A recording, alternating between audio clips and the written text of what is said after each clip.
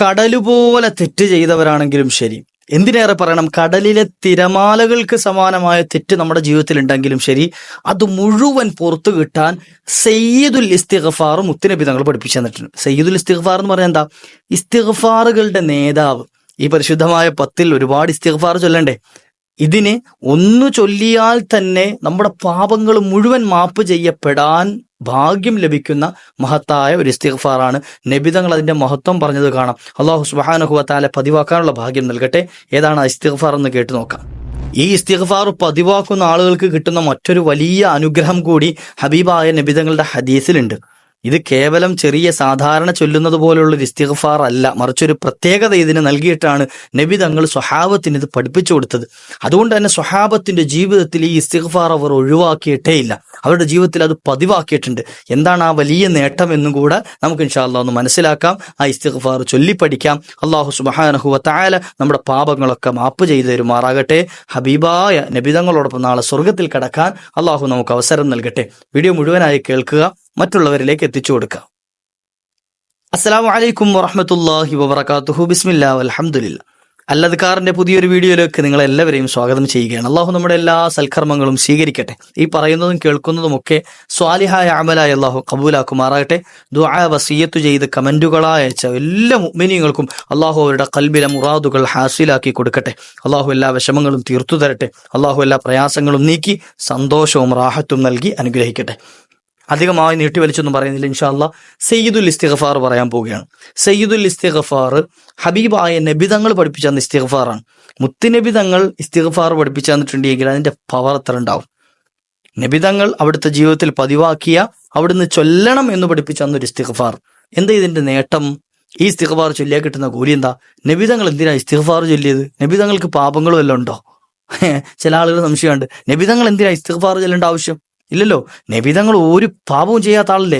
തമാശയ്ക്ക് പോലും ഒരു കളവ് പോലും പറയാത്ത ആളാണ്. ഒരു നോട്ടം, കളവിന്റെ നോട്ടം പോലും നോക്കാത്ത ആളാണ്. കൽബിൽ അങ്ങനെ ഒരു ചിന്ത പോലും ഇല്ലാത്ത ആളാണ്. പിന്നെ എന്തിനാണ് നബി തങ്ങൾ ഇസ്തിഗ്ഫാർ ചൊല്ലുന്നത്? ഇസ്തിഗ്ഫാർ ചെല്ലുന്നതിന് വേറെ കുറെ നേട്ടം കൂടിയുണ്ട്. ഇൻഷാ അല്ലാഹ് അതും ഞാൻ പറഞ്ഞുതരാം. ഹബീബായ നബി തങ്ങളുടെ ഹദീസിൽ കാണാം എങ്ങനെയാണ് സയ്യിദുൽ ഇസ്തിഗ്ഫാർ ചൊല്ലേണ്ടത് എന്ന്. സയ്യിദുൽ ഇസ്തിഗ്ഫാർ നിങ്ങൾ ചൊല്ലണം എന്ന് പറഞ്ഞിട്ട് മുത്തുനബി തങ്ങൾ ഒരു ഇസ്തിഗ്ഫാർ പഠിപ്പിച്ചു തരികയാണ്. നിങ്ങൾ സ്ക്രീനിൽ കാണുന്നുണ്ടാവും. ഇൻഷാ അല്ലാഹ് നോക്കി ചെല്ലുക. ഒന്ന് സ്ക്രീൻഷോട്ട് എടുത്ത് വെച്ചേക്കുക. ഇഷ്ടം പോലെ അധികരിപ്പിക്കുക, ഒരുപാട് ചൊല്ലുക. അള്ളാഹു നമ്മുടെ പാപങ്ങളൊക്കെ മാപ്പ് ചെയ്തു തരുമാറാകട്ടെ. അല്ലാഹുമ്മ അന്ത റബ്ബി ലാ ഇലാഹ ഇല്ലാ അന്ത ഖലഖ്തനി വ അന അബ്ദുക വ അന അലാ അഹ്ദിക വ വഅദിക മസ്തതഅതു അബൂഉ ലക ബിനിഅമതിക വ അബൂഉ ലക ബിദംബി فاغفر لي فإنه لا يغفر الذنوب إلا أنت وأعوذ بك من شر ما صنع. എന്താണ് ഈ പറയുന്നതെന്നറിയോ? അല്ലാഹ്, നീയാണ് എൻ്റെ റബ്ബ്, ഞങ്ങളുടെ റബ്ബ് നീയാണ്. റബ്ബേ ലാ ഇലാഹ ഇല്ലാ അന്ത, നീ അല്ലാതെ ആരാധനയ്ക്ക് അർഹൻ വേറൊരാളുമില്ല, ഒരാളുമില്ല, നീ തന്നെ ഉള്ളൂ. ഞങ്ങളുടെ റബ്ബ് ആരാ? നീയാണ്. എന്നിട്ട് പറയാണ് ഖലഖ്തുനി വ അന അബ്ദുക്, ഞാൻ നിന്റെ അടിമയാണ്, നീയാണ് ഞങ്ങളെ പഠിച്ചത്. എന്നെ പഠിച്ചത് നീയാണല്ലോ, ഞാൻ നിന്റെ അടിമയാണ്. അതുപോലെ തന്നെ അല അഹ്ദിക വ വഅദിക മസ്തതഅതു, എന്റെ കഴിവിന്റെ പരമാവധി നിന്നോട് ചെയ്ത വാഗ്ദാനങ്ങളുടെ മേൽ അത് പൂർത്തിയാക്കാൻ പരിശ്രമിക്കുന്ന ആളാണ്. നീ എന്നോട് നിസ്കരിക്കണമെന്ന് പറഞ്ഞു, ഞാൻ എൻ്റെ കഴിവിന്റെ പരമാവധി നിസ്കരിക്കാറുണ്ട്. എന്നോട് നോമ്പനുഷ്ഠിക്കാൻ പറഞ്ഞു, ഞാൻ എൻ്റെ കഴിവിന്റെ പരമാവധി നോമ്പനുഷ്ഠിക്കുന്നുണ്ട്. സൽക്കർമ്മങ്ങൾ ചെയ്യാൻ പറഞ്ഞു, ഞാൻ കഴിവിന്റെ പരമാവധി ചെയ്യുന്നുണ്ട്. തെറ്റുകളിൽ നിന്ന് മാറി നിൽക്കാൻ പറഞ്ഞു, കഴിവിന്റെ പരമാവധി ചെയ്യുന്നുണ്ട്. അബൂഉ ലക ബിനിഅമതിക വ അബൂഉ ലക ബിദംബി, എനിക്ക് നീ ഒന്ന് വിട്ടുവീഴ്ച ചെയ്തു തരണേ അല്ലാ, എനിക്ക് നീ ഒന്ന് മാപ്പ് തരണേ അല്ലാ, ഞാൻ നിന്നോട് ചോദിക്കുകയാണ്. നീ എന്നെ വിട്ടുവീഴ്ച നൽകാൻ, നിന്റെ നിഅമത്ത് കൊണ്ട്, നിന്റെ ഔദാര്യം കൊണ്ട്, നിന്റെ ഫദ്ല് കൊണ്ട്, നിന്റെ ആ കരുണ കൊണ്ട് നീ എന്നെ ഒന്ന് മാപ്പ് ചെയ്യണം. നീ എനിക്കൊന്ന് വിട്ടുവീഴ്ച ചെയ്തു തരണം, എന്നെ ഒന്ന് മാറ്റി തരണം, എന്നെ ഒന്ന് എന്ത് ചെയ്യണം, ആ തെറ്റിന്റെ വഴികളിൽ നിന്നൊക്കെ ഒന്ന് മാറ്റണം. ഫഗ്ഫിർലി, എനിക്ക് നീ ഒന്ന് പുറത്തു തരണം റഹ്മാനെ. ഫഇന്നഹു ലാ യഗ്ഫിറു ദുനൂബ ഇല്ലല്ലാഹ്, കാരണം നീ അല്ലാതെ പുറത്തു തരുന്നവനില്ല. പുറത്തു തരാൻ ആരേ ഉള്ളൂ? വമൻ യഗ്ഫിറു ദുനൂബ ഇല്ലല്ലാഹ്, അല്ലാഹ് അല്ലാത്ത വേറെ ആർക്കെങ്കിലും മാപ്പ് ചെയ്യാൻ കഴിയോ? അല്ലാഹ് അല്ലാതെ നമ്മുടെ പാപങ്ങൾ പുറത്തു തരാൻ വേറെ ആർക്കാ കഴിയാ? മുത്തുനബി സല്ലല്ലാഹു അലൈഹി വസല്ലമ തങ്ങൾ അവിടുന്ന് പഠിപ്പിച്ചു തരികയാണ്, റബ്ബിനോട് പൊറുക്കൽ തേടുക. റബ്ബേ, നീയാണ് എന്ത് ചെയ്യുന്നത്? പുറത്തു തരുന്നവൻ. അഊദു ബിക മിൻ ശർരി മാ സ്വനഅത, റബ്ബേ, നീ കണക്കാക്കിയ, എനിക്ക് വേണ്ടി നീ തയ്യാറാക്കിയ സർവ്വതിന്റെയും ഷെറിൽ നിന്നും, നീ പ്രവർത്തിക്കുന്ന സർവ്വ ഷെറുകളിൽ നിന്നും റബ്ബേ എന്നെ നീ കാത്തു രക്ഷിക്കണേ അല്ലാ, ഞാൻ നിന്നോട് കാവൽ തേടുകയാണ്. നീ എനിക്ക് എന്തെങ്കിലും ഷെറ് കണക്കാക്കിയിട്ടുണ്ടെങ്കിൽ അതിൽ നിന്ന് ഞാൻ നിന്റെ കാവൽ തേടുന്നു. റബ്ബേ, നീ എനിക്ക് എന്ത് ചെയ്യണം? കാവൽ നൽകണം. ഈ ഒരു അർത്ഥവത്തായ ഇസ്തിഗ്ഫാർ ചൊല്ലാൻ മനസ്സിലായില്ലേ? ഇൻഷാ അല്ലാഹ് ഒന്നുകൂടെ നിങ്ങൾ റിപ്പീറ്റ് കേട്ട് നോക്കിയാൽ നമുക്ക് എന്താ ചെയ്യാം, വൃത്തിയായി ചൊല്ലാൻ കഴിയും. അള്ളാഹു ഭാഗ്യം നൽകുമാറാകട്ടെ. ഈ ഒരു ഇസ്തിഗ്ഫാർ നബി തങ്ങൾ പറയാണ്, മൻ ഖാല ഹീന യുംസി ഫമാത ദഖലൽ ജന്ന. ആരെങ്കിലും ഒരാൾ വൈകുന്നേര സമയം ഈ ഇസ്തിഗ്ഫാർ ചൊല്ലി, വൈകിട്ട് ഇപ്പൊ മഗ്രിബ് കഴിഞ്ഞിട്ട് എന്ത് ചെയ്തു, ഒരാൾ ഈ ഇസ്തിഗ്ഫാർ, നിങ്ങളിപ്പോൾ എപ്പോഴാണ് വീഡിയോ കേൾക്കുന്നത് ആ സമയത്ത് ചൊല്ലിക്കൊള്ളി.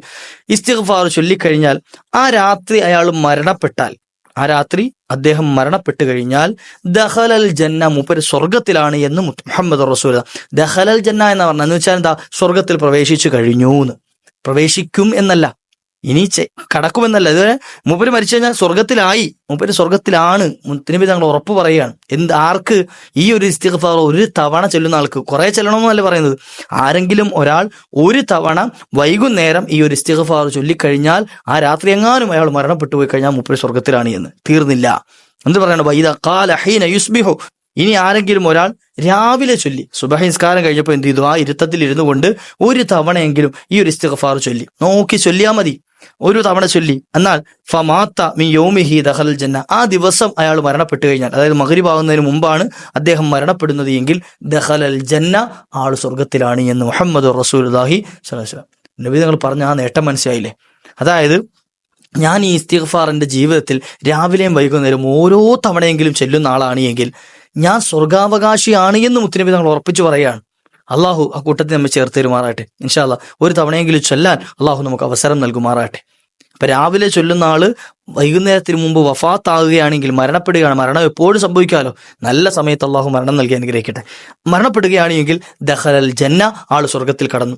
ഇനിയോ വൈകുന്നേരം ചൊല്ലി, മഗ്രിബിന് ശേഷം ചൊല്ലി അയാൾ മരണപ്പെടുകയാണ്, രാത്രി മരണപ്പെടുകയാണ്, സുബഹിക്ക് മുമ്പായിട്ട് മരണപ്പെടുകയാണെങ്കിൽ അയാളും സ്വർഗത്തിലാണ്. അതായത് രാവിലെയും വൈകുന്നേരവും മുടങ്ങാതെ ഒരു തവണയെങ്കിലും ഈ ഇസ്തിഗ്ഫാർ ചൊല്ലുന്ന ആള് നരകത്തിൽ പ്രവേശിക്കുകയേ ഇല്ല എന്ന് മുത്തുനബി സല്ലല്ലാഹു അലൈഹി വസല്ലമ തങ്ങളുടെ ഹദീസിൽ നിന്ന് കാണാം. ഇതെന്റെ വകയായിട്ട് പറയല്ല. അപ്പൊ സയ്യിദുൽ ഇസ്തിഗ്ഫാർ ചൊല്ലാൻ നമുക്ക് ഇതിനേക്കാൾ കൂടുതൽ എന്ത് ഗുണമാണ് വേണ്ടത്? ഹബീബായ നബി തങ്ങൾ പഠിപ്പിച്ചു തന്നതല്ലാത്ത മറ്റെന്തൊരു ഗുണമാണ് നമുക്ക് വേണ്ടത്? അള്ളാഹു ജീവിതത്തിൽ പതിവാക്കാൻ ഭാഗ്യം നൽകട്ടെ. ഇസ്തിഗ്ഫാർ മുത്തുനബി തങ്ങൾ എന്തിനാ ചൊല്ലിയത്? നബി തങ്ങൾ ഇസ്തിഗ്ഫാർ ചൊല്ലിയത് അവിടുത്തെ സ്ഥാനം വർദ്ധിക്കാനാണ്, ദറജ വർദ്ധിക്കുക. ഇസ്തിഗ്ഫാർ ചൊല്ലൽ വേറെ കുറെ ഗുണത്തിനുണ്ട്. വിശുദ്ധ ഖുർആനിൽ കാണാം, ഇസ്തഗ്ഫിറൂ റബ്ബക്കും ഇന്നഹു കാന ഗഫാറാ യുർസിലിസ് സമാഅ അലൈക്കും മിദ്റാറാ വയുംദിദുക്കും ബിഅംവാലിൻ വബനീന വയജ്അൽ ലക്കും ജന്നാത്തിൻ വയജ്അൽ ലക്കും അൻഹാറാ. പരിശുദ്ധ ഖുർആൻ പറയാണെന്ത്? ഇസ്തിഗ്ഫാർ അധികരിപ്പിച്ചു കഴിഞ്ഞാൽ അള്ളാഹ് പുറത്തു വരും. ഒന്നാമത്തെ കാര്യം നമ്മുടെ തെറ്റുകളൊക്കെ മാപ്പ് ചെയ്ത് തരാം. രണ്ടാമത്തെ എന്ത് ചെയ്യാ, നമുക്ക് മഴ വർഷിക്കാൻ അത് കാരണമായി തീരും. ചൂട് കൊണ്ട് പ്രയാസപ്പെടുകയല്ലേ, ഇസ്തിഗ്ഫാറുകൾ അധികരിച്ചു കഴിഞ്ഞാൽ അള്ളാഹു ചൂട് കുറച്ചു തരാനും അതുപോലെ മഴ വർഷിപ്പിച്ചു തരാനും കാരണമായി തീരും. അതുപോലെ തന്നെ നമ്മുടെ മക്കൾ, നല്ല മക്കളെ ലഭിക്കും, സ്വാലിഹീങ്ങളായ സന്താനങ്ങളെ കിട്ടുക, നല്ല സമ്പാദ്യം ലഭിക്കുക. ഇങ്ങനെ തുടങ്ങിയിട്ട് അള്ളാഹു നമുക്ക് വലിയ അനുഗ്രഹങ്ങൾ തുറന്നു തരാൻ ഇസ്തിഗ്ഫാർ അധികരിപ്പിക്കൽ കാരണമായി തീരും. അപ്പോൾ ചൊല്ലുന്ന സമയത്ത് ഇസ്തിഗ്ഫാറിൽപ്പെട്ട നേതാവിനെ തന്നെ ചൊല്ലാം. ഇൻഷാ അല്ലാഹ് സയ്യിദുൽ ഇസ്തിഗ്ഫാർ പതിവാക്കുക. അള്ളാഹു ഭാഗ്യം നൽകുമാറാകട്ടെ. അള്ളാഹു നമ്മുടെ ജീവിതത്തിൽ വന്നുപോയ തെറ്റുകുറ്റങ്ങളൊക്കെ മാപ്പ് ചെയ്യട്ടെ. ഇൻഷാ അല്ലാഹ് ഒരുപാട് അനുഗ്രഹങ്ങൾ പറയാനുണ്ട്. ഇൻഷാ അല്ലാഹ് വീഡിയോ നീട്ടി വലിച്ചു കൊണ്ടുപോകുന്നില്ല. ഈ ഒരു ഇസ്തിഗ്ഫാർ ജീവിതത്തിന്റെ ഒരു ഭാഗമാക്കി മാറ്റുക, മറ്റുള്ളവരിലേക്ക് എത്തിച്ചു കൊടുക്കുക. കാരണം ഈ ഒരു ഇസ്തിഗ്ഫാർ മറ്റൊരാൾ ചൊല്ലി, നിങ്ങൾ അയച്ചു കൊടുത്തത് കേട്ടിട്ട് മറ്റൊരാൾ ചൊല്ലി, അദ്ദേഹത്തിന് കൂലി കിട്ടും, നിങ്ങൾക്കും കൂലി കിട്ടും, എനിക്കും അതിന്റെ കൂലി കിട്ടും. അള്ളാഹു ഭാഗ്യം നൽകട്ടെ, അള്ളാഹു ഭാഗ്യം നൽകട്ടെ. അങ്ങനെ അദ്ദേഹം വേറൊരാൾക്ക് അയച്ചു കൊടുത്തു, അയാൾക്കും അതിന്റെ കൂലി കിട്ടും, ഈ അയച്ചു കൊടുത്ത ആൾക്ക് കിട്ടും, നിങ്ങൾക്കും കിട്ടും, എനിക്കും കിട്ടും.